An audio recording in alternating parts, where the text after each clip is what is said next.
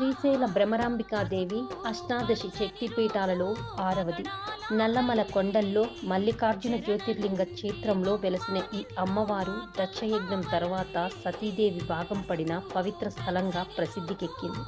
భ్రమరాంబికాదేవి దుష్ట శిక్షణ, అనుగ్రహానికి ప్రతీకగా భక్తుల కోర్కెలను తీరుస్తూ అనారోగ్యాలను పోగొడుతోందని విశ్వాసం. శ్రీశైలంలో పార్వతీదేవి భ్రమరాంబికా రూపంలో వెలిసింది. ఆమె ఇక్కడ అరుదైన కమలపీఠంపై తపస్సు చేసి మల్లికార్జున స్వామిని చేరుకుందని స్థలపురాణం చెబుతోంది. భ్రమరం అంటే తుమ్మెద. దేవి ఇక్కడ తుమ్మెదల రూపంలో రాక్షసుని సంహరించిందని, అందుకే భ్రమరాంబికగా పిలువబడుతోందని చెబుతారు. అమ్మవారికి నిత్యం కుంకుమ పూజలు, ప్రత్యేక పూజలు అత్యంత వైభవంగా జరుగుతాయి.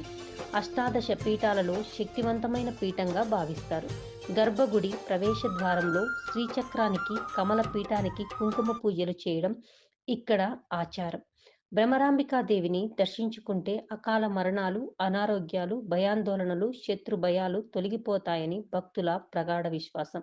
Exclusive on Zee news.